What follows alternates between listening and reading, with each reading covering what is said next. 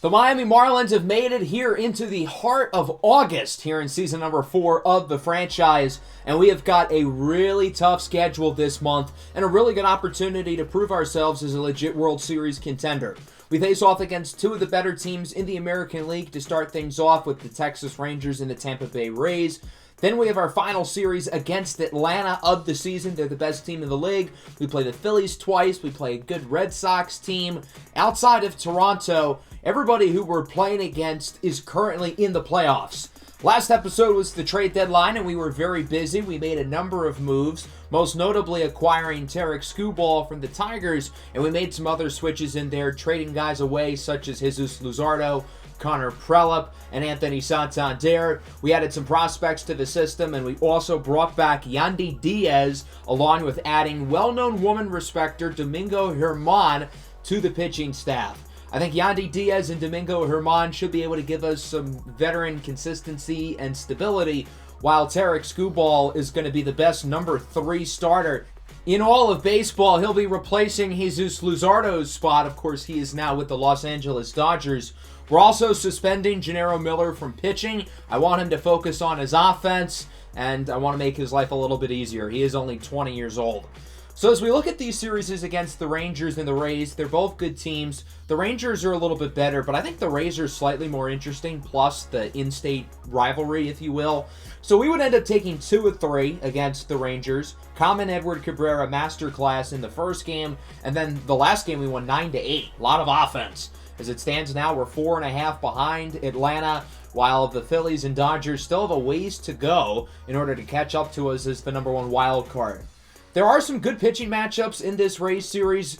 We've got Jeffrey Springs against Sandy Alcantara, Edward Cabrera against Shane McClanahan. That game is going to be a thriller, but I'm actually going to play this first game instead. I want to use Eury Perez. I think I've only pitched with him once this year. He's had a very up and down season. I think there are a lot more positives with Perez this year than we've seen in the past.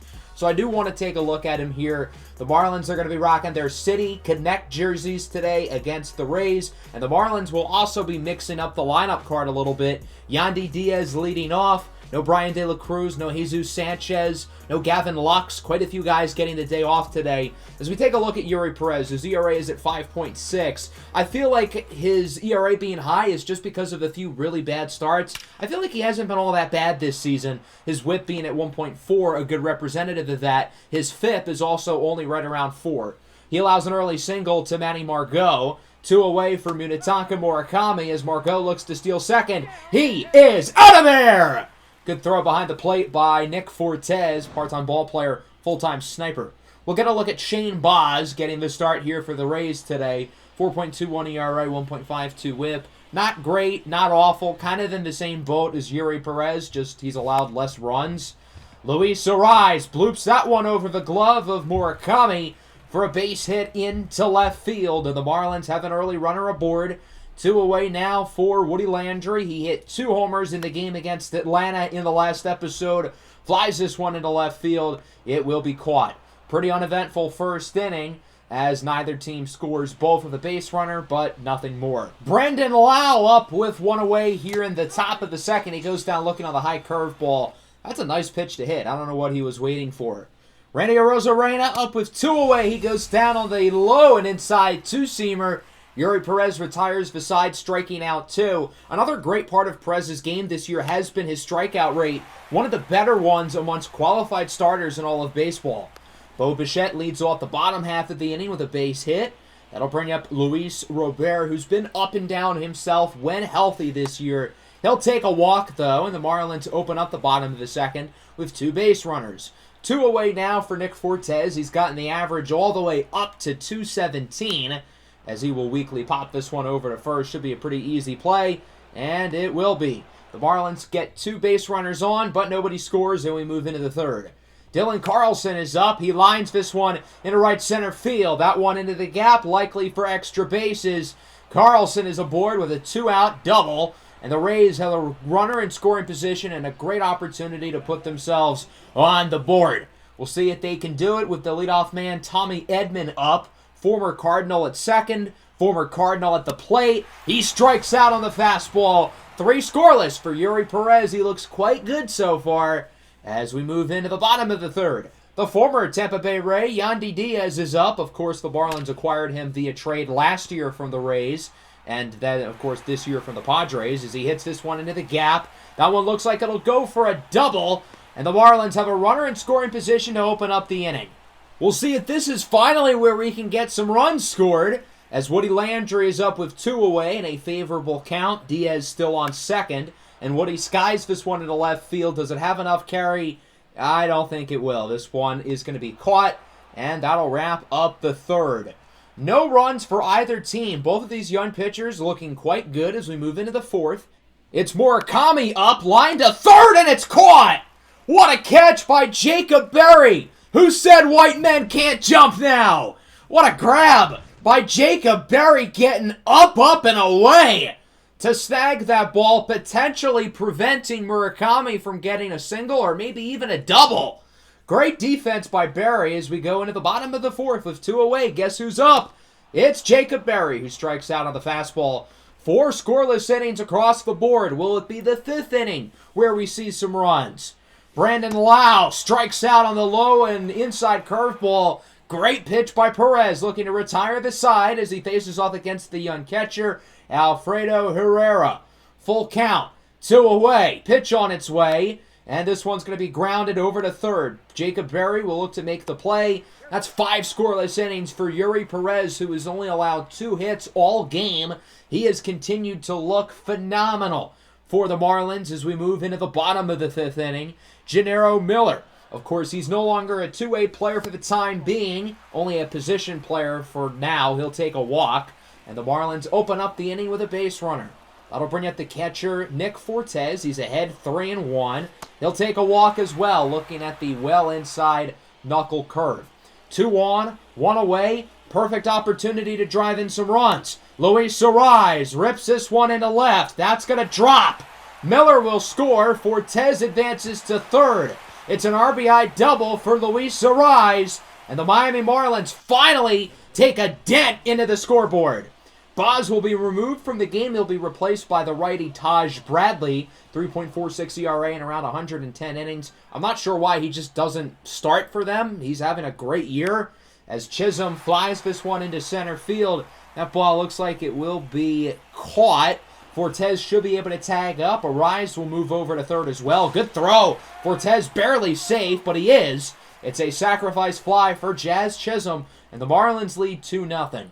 They're looking to add to their lead with Woody Landry up at the plate. Full count, and Woody will sky this one up. Should be caught, and it will, by the freshman finesser, Wander Franco.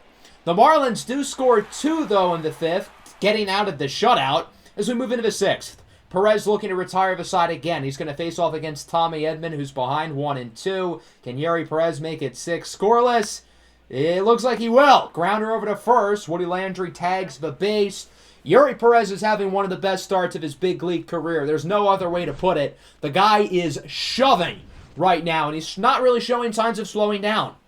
Bottom 6, Bo Bichette rips this one into center. His second hit of the game, and the Marlins get a runner to start the inning. While the Rays' offense has continued to flounder, Miami has hit the ball better as the game has gone along. Luis Robert hits it into left field despite a diving effort from Franco. And again, the Marlins open up the inning with 2 base runners. Got to capitalize, though. Jacob Berry's up. He is ahead 3-1. He'll take a walk, and the Marlins open up the inning with the bases loaded. My PTSD is back. We know this team is not very good with the bases loaded. Gennaro Miller is first up. He will ground this one over to second. The Rays will look to turn 2. They will only get 1. It's a fielder's choice. The runner from third scores, and it's now 3-0 in favor of the Marlins. That'll bring up Nick Fortes now, the catcher, 2-2 with runners on the corners, and he will ground this one over to short. And it looks like the Rays are only going to get the out at first. Those balls were dribbling in the infield slowly, preventing the Rays from getting potential double plays. Another run scores, it's 4-0, and it'll stay 4-0 as Yandy Diaz strikes out. So the Marlins have a nice lead going into the 7th. We'll see if they can keep it going. Munetaka Murakami is up with a full count. Perez a little bit over 100 pitches as Murakami will draw a walk. He was acquired via trade this year from the San Francisco Giants Brandon Lau goes down looking on the curveball. That's now 7 scoreless for Yuri Perez, and I don't think the Marlins are going to take him out of the game quite yet. Let's go into the 8th inning now. Perez still on the mound for the Marlins as he faces off against Randy Arozarena. He goes down looking on the curveball for the first one, as Yuri Perez is now at 7 1/3. That'll bring up Alfredo Herrera. Lines it past the glove of Woody Landry for the first Tampa Bay base hit in a long time. Single for Herrera. And from there, Yuri Perez is going to be taken out of the game. The Marlins don't want to overwhelm him. He's over 120 pitches now. What a great start, though, for Yuri Perez. 7 1/3 innings, not allowing a run so far, as he will be replaced by Camilo Doval, who's had a great season out of the bullpen. 2.13 ERA. His whip is at around .6. That is very, very impressive. But the whip is going to go up because Matt Thaiss will single it into left field, and now there's 2 runners aboard. We'll see if the Rays can put themselves finally on the board here. Carlson grounds it to second. Luis Arraez with a bad throw over to short. Instead of turning 2, everybody is safe. It's an E4 against Luis Arraez, and the bases are loaded. This game just got real interesting, folks. We'll see if the Rays can capitalize, as that'll bring up the top of the order. Tommy Edman is up here for Tampa Bay, and he will fly this one into center. Jazz Chisholm will be able to make the play. We'll see if the runner looks to tag up, and he does. Chisholm with a great throw to the plate. It's just barely not in time, and the runner Herrera scores off of the sacrifice. It's 4-1 going into the bottom of the 8th. Runner on, 2 away for pinch hitter Brian De La Cruz, who singles into right field. Runner advances to third. That's Jesus Sanchez also coming in off the bench, and a former Rays prospect, funny enough. So now there's runners on the corners here. Bradley will be taken out of the game. He'll be replaced by the veteran lefty Garrett Clevenger. He'll face off against Nick Fortes with a full count and 2 away, and Fortes strikes out on the fastball. The Marlins lead at 4-1 going into the 9th inning. We'll see if the all-star closer Devin Williams can get his 31st save of the year. Williams has been one of the better closers in baseball, and he's in a good situation here because it's a 3-run game, and it's not like the Rays' offense has been any good today. So here's Munetaka Murakami with 1 away. Lines it high and deep into left field. De La Cruz cannot make the play as it bounces over the wall for a ground rule double. 2 away now for Randy Arozarena. The Rays are down to their final out and their final strike. He goes down looking, and the Marlins win it 4-1. A brilliant pitching performance led by Yuri Perez. 7 1/3 innings, 1 run allowed, and that 1 run was not earned thanks to the error by Luis Arraez. So the Marlins pitching staff did not allow any runs today, again, earned runs, en route to a nice win here over the Rays. The offense was pretty mediocre. We were pretty good towards the middle of the game, but 4 runs, 7 hits, not a whole ton of extra base power, and it didn't matter because our pitching staff absolutely shoved today.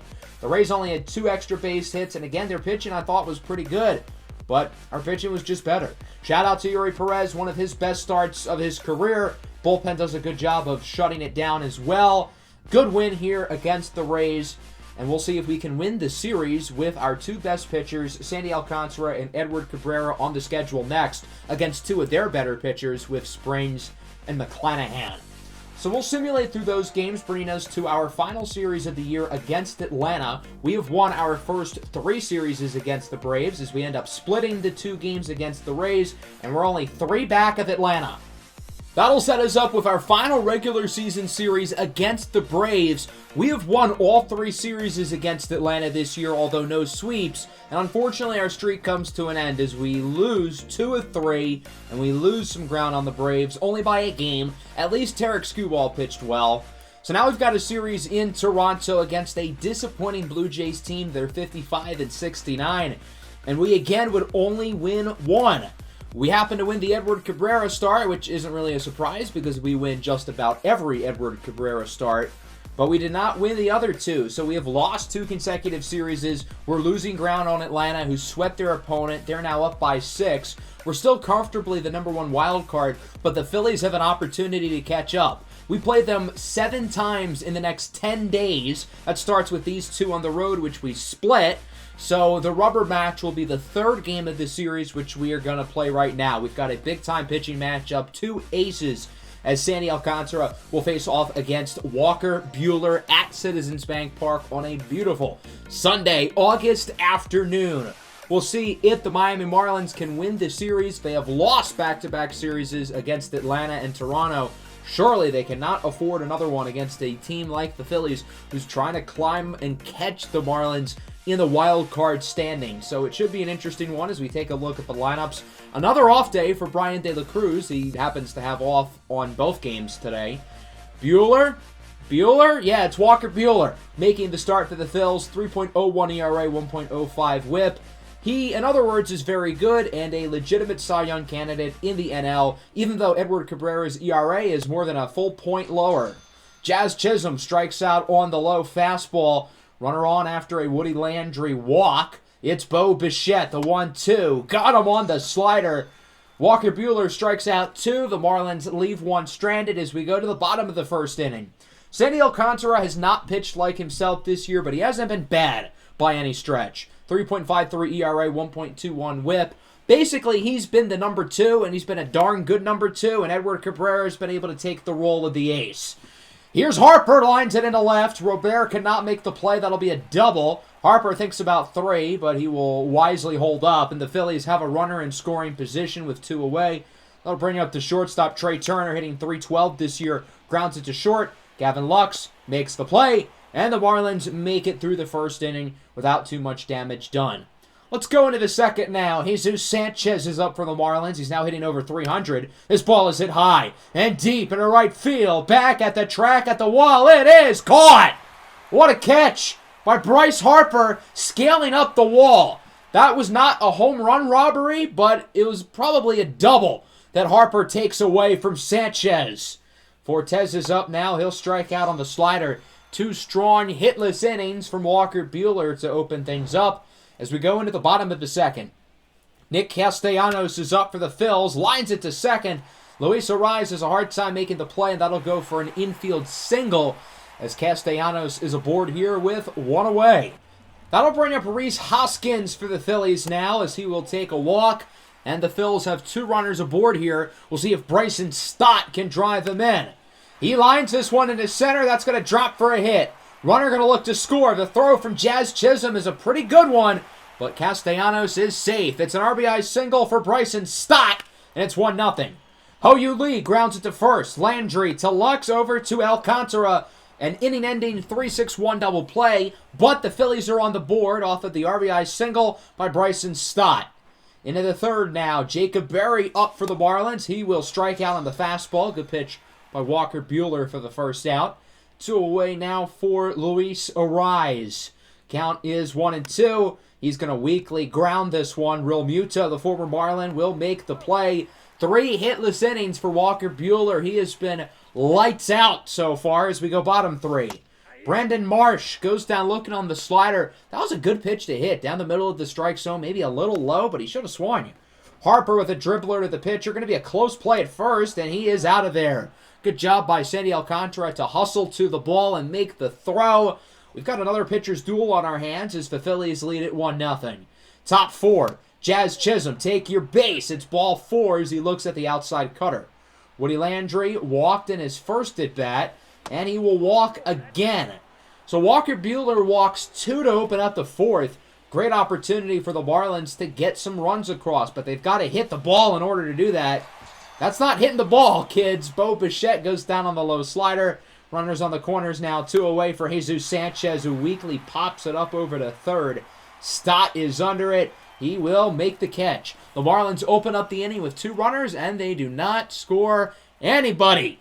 Still no hits for the Marlins through 4. The offense really struggling early. Castellanos grounds it to Woody Landry. He'll get to the base. Sandy Alcantara with back-to-back base runnerless innings as he's only allowed 1 through 4, pitching well. The problem is the offense has been a disaster. Gavin Lux lines it into left. Finally a base hit. There was already a runner aboard, so he will move over to third safely. And the Marlins have runners on the corners, killing the no-hitter. That'll bring up Luis Ariz. He is 0 for 2. He's a very good clutch hitter. Rips it into right field. That'll score a run, and Miami ties it at 1. It's an RBI single for Luis Arise. Said not this one up. Big piece of hitting. Runners on the corners now. 2 away for Woody Landry. He's walked twice, and he goes down on the knuckle curve. The Marlins have gotten fooled by those low pitches today from Buehler, but they stopped the no-hitter and the shutout as we're tied at 1. Bottom 5, Bryson Stott thought he drew a walk. Umpire behind the plate says otherwise. Hao-Yu Lee is up now. He will check his swing. That ball goes well behind Fortes. Going to be a close play at first. He's out of there! Good throw by Nick Fortes to throw out the runner, despite the fact the ball went well past him. As we're tied at 1, going into the 6th. Just 5 total hits today from both teams. Bichette draws a walk. This time the low stuff does not fool the Marlins.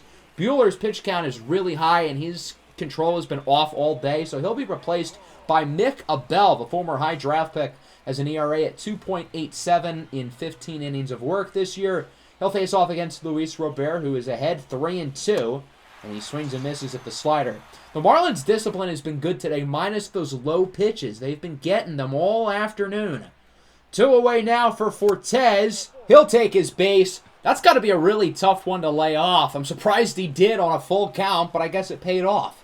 2 on, 2 away for Jacob Berry, who swings and misses at the circle change. Mick Abel makes it through the 6th, and we remain tied at 1. Sandy Alcantara still in the game. His pitch count is in a better spot than Buehler's was. Marsh into center. That's going to drop for a hit. Jazz Chisholm nearly makes the catch, but the ball just barely drops into the field of play, quickly bouncing into his glove. Harper grounds it to second, and Arise completely misses it. I would say the sun maybe got in his eyes, but that's a ground ball. He's not looking at the sun. That could have ended the inning, but instead there's runners on the corners and 1 away for Turner. Rips it into center. That'll score a run. And the Philadelphia Phillies lead it 2-1, in large part by the horrible defensive display by Luis Arise. JT Realmuto goes down on the sinker for the second out, though. We'll see if Alcantara can get past Nick Castellanos. 2-2, 2 on, 2 away, swinging a miss. The Phillies do regain the lead off of an RBI single by Trey Turner. It's 2-1 as we move into the 7th. The lefty Matt Strom is into the game for the Fightin' Phils. 3.56 ERA. He's been pretty solid this year, facing off against Luis Arise, looking to make up for his defensive blunder in the previous inning. And I guess he will. He's going to take a walk. Although the Marlins have not been able to hit the ball, they've gotten a lot of guys on because of their discipline. Jazz Chisholm now hits this one high and deep into right field. Back at the track at the wall. It is caught again. Bryce Harper with another ridiculous grab. Once again, that wouldn't have been a homer, but it's probably an extra base hit if he doesn't hold on. And Luis Arise probably would have scored. The Phillies make another pitching change. Connor Brogdon is into the game. He'll face off against Woody Landry. He strikes out on the circle change. Strom and Brogdon make it through the 7th as it's still 2-1. Sandy Alcantara stays in the game on a short leash as he walks Bryson Stott. He'll be taken out of the game. The leash was 1 base runner and you're done. He'll be replaced by the lefty Adonis Takadopoulos. His inning will last 1 pitch. It's a 5-4-3 double play from Hao-Yu Lee, and it remains 2-1 through 7. Busy day for Takadopoulos. He's going to throw 1 pitch, and, well, that's it. The lefty Gregory Soto is in for the Phillies here in the 8th. 2.84 ERA this year. He's been pretty solid. They'll face off against Yandy Diaz coming off the bench. The Marlins looking for a base runner, and it doesn't look like they're going to get it. Pop up to first. Hoskins makes the grab as it remains 2-1. The Marlins offense with just 2 hits all day. Camilo Duvall is in here in the bottom of the 8th. He has continued to have a fantastic year as he will face off against leadoff man Justin Crawford, who draws a walk. Crawford, the son of Carl Crawford, has some wheels, so watch out for the steal as Brandon Marsh strikes out. That'll bring up Harper now. He strikes out as well in the cutter. Hitters can just not hit Camilo Duvall. It's really that simple. Trey Turner goes down looking on the cutter. Duvall strikes out 3 here in the 8th inning as we move to the 9th. The closer, Jorge Lopez, is in for the save. He's an ERA of 4.17, high for a closer. Fortes with a dribbler to third. Stott makes the play. He's out of there. Good defense by Bryson Stott. Brian De La Cruz coming in as a pinch hitter. The average down to 296 as he's going to line it to second. Going to be a tough play. Hao-Yu Lee with the throw over to first. Good defense again by the Phillies for the second out. It comes down to Gavin Lux, full count. And Lux lines this one into left center. The first extra base hit all afternoon from the Miami Marlins is that'll be a double. And the tying run is in scoring position for one of the best contact and clutch hitters in the game in Luis Arraez. Not to mention he's ahead in the count 3-1. Arraez lines it to short. Turner makes the play and it's over. The Phillies win it 2-1. The Marlins had a chance there at the end with Lux on second. Luis Arraez hit that last ball well, but Turner makes a nice play. The Phillies defense all day was phenomenal. I don't want to make any excuses because our offense was dreadful, but the Phillies defense was really impressive. 1 run, 3 hits, 1 extra base hit. That, quite frankly, is not enough. Sandy Alcantara pitched well. The bullpen pitched well. The Phillies did not hit the ball well. And guess what? It didn't matter because the offense took the day off. Not ideal. We've now lost 3 series in a row. We're 7 back of Atlanta and only 5 ahead of the Phillies. So we have lost ground in both the division and wild card races today. We've got the Phillies coming up again, of course, in September as we simulate through this Red Sox series. We ended up winning this game 13-2. Bo Bichette homering twice. We went 2-1, our lone loss with a struggling performance by Tarek Skubal. He's now been here for a month. I believe he started in 5, maybe 6 games here, and he really hasn't been all that good. The WAR has been stagnant. The ERA was in the 2s when we traded for him. Now it's at 3.38. The whip has jumped up. I don't want to panic. It's a new situation for him, but I'd be lying if I said I wasn't a little disappointed. So we stay as the second place team in the division. We're still comfortably the number 1 wild card. It feels like we are firmly in this position headed into September. I'm curious to see if any of these other teams are going to climb back into the wild card race. But as it stands now, we are pretty comfortably in our spot. I think we're going to have 2 more regular season episodes. We've got some good teams on the schedule in September. Certainly not as hard as August was, and we did struggle at times here in the month of August for sure. I mean, that's what happens when you play against good teams. We've got another series with the Phillies coming up, 4 games at home. That's going to be really big, and we're going to get through that early in the next episode. Hope you guys enjoyed. Make sure to leave a like and subscribe to the channel if you are new. Peace out.